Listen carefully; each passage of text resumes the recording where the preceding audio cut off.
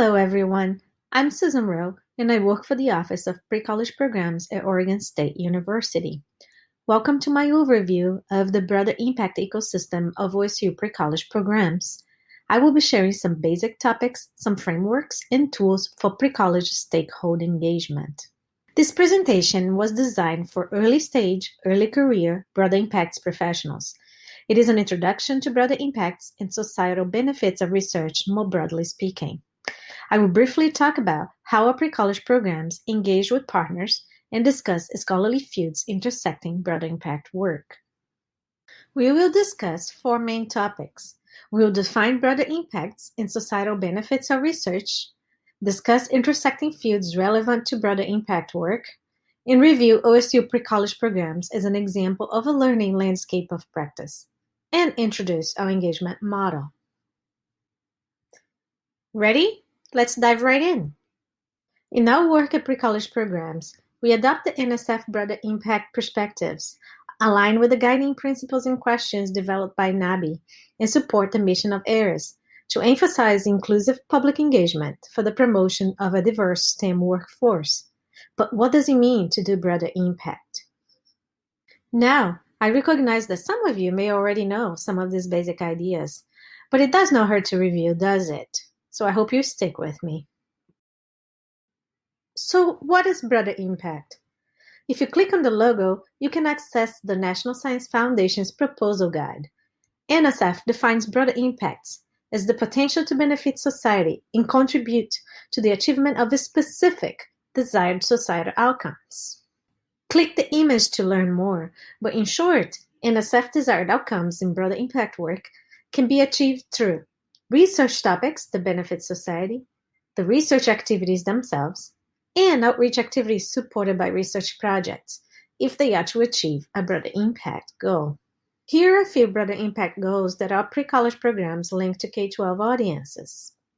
Broadening participation in STEM, providing educator development, promoting public engagement in STEM, supporting diversity in the STEM workforce, and offering a platform for research and education efforts. Before its recent merge with the Center for Advancing Research Impact in Society, the National Alliance for Broader Impacts explained BI activity to be a planned experience, engagement, action, function, and more, conducted over a finite period of time for a specific purpose and with a target audience. You can click on the image to read more later, but NABI's guiding principles and questions were developed to help researchers write robust NSF grant proposals that meet the merit review criteria related to broader impact goals. Founded not that long ago, in 2018, ARES emphasizes inclusive public engagement to promote a diverse STEM workforce. It focused on building nationwide collaborations to share practices and resources related to mobilization of knowledge, societal impacts, and research uptake. At this point now, I think some of you may be raising your hands, eager to ask, but Susan, what do you really mean by research uptake? Or you may be nodding your head, thinking of the million ways you have already discussed the value and accessibility of research to society with a team member, a colleague, a research partner. Research uptake can be a confusing jargon. It may not always be up, if you know what I mean. But it relates to activities that focus on the use of research evidence, driving impactful development for many broader impact actors and in many areas, like engagement or capacity building. And that's why we're all here, because making research accessible and impactful is in a way a work of art and not a science. It is situational and context-driven. In practice, uptake may look more like a side take or a downtake. Either way, it is unlikely to be just about research findings alone. Advancing broader impact work means taking reciprocal and mutual beneficial collaborations to the center of what we do, including planning.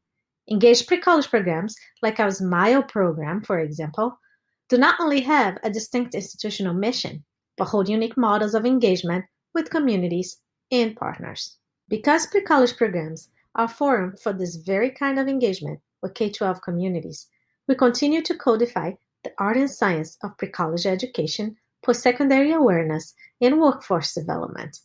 We're part of an engagement movement that goes well beyond meeting specific NSF broader impact goals. This brings us full circle to define societal benefits of research more broadly. I recommend you to read Bruce McFadden's recent book. He talks about societal benefits as the goal of scientists who do outreach activities, some supported by NSF and others done independently. But how do pre-college programs contribute to both specific broader impact activities and independent activities that impact our communities?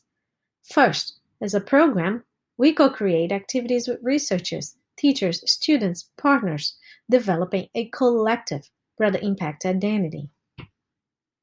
Recognized in the recently awarded OSU Carnegie Community Engagement Reclassification, our Science and Investigative Learning Experiences program, SMILE, is an example of this specific commitment to broadening participation in STEM.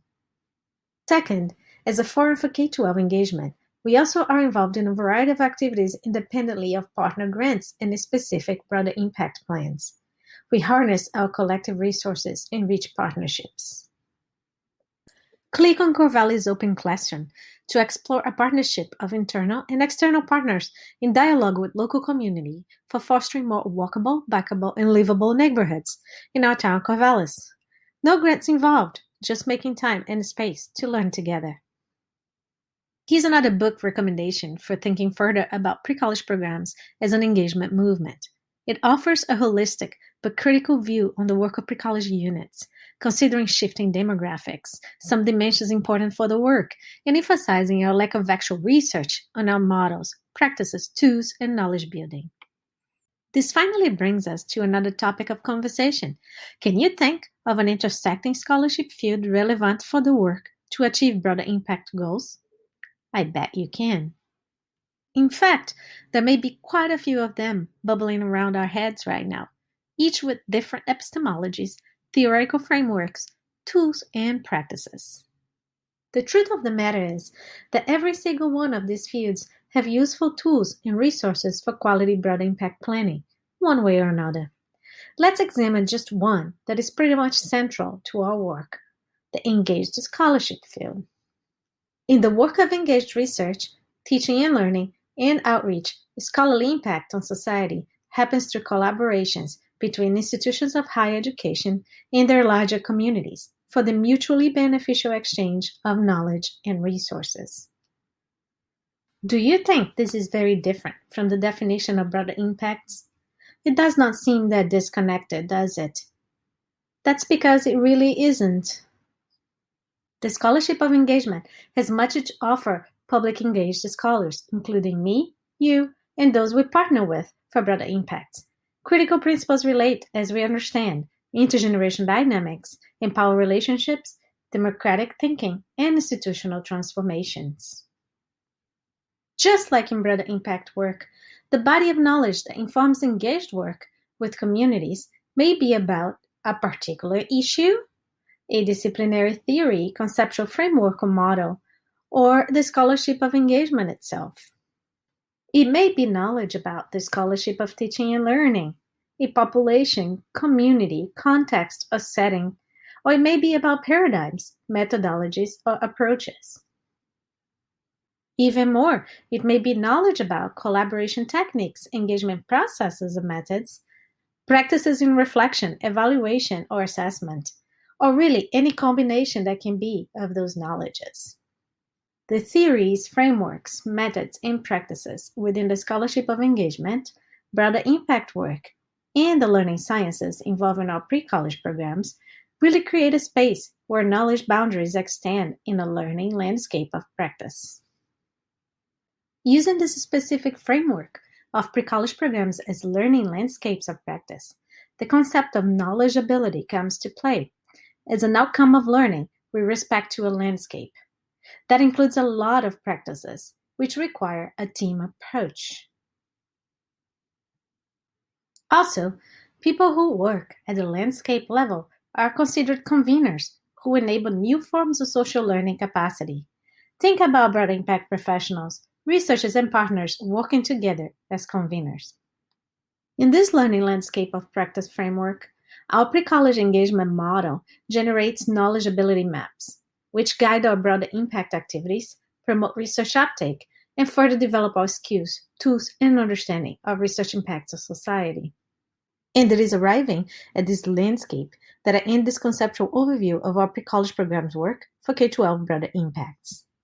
While this video gave you a brief overview of our framework and introduced our engagement model, the next video will dive more deeply into its applicability for broader impact planning. Visit our website and YouTube channel to learn more. Thank you for watching and your support of OSU Precollege Programs. We invite you to join our network and be a part of our learning landscape of practice.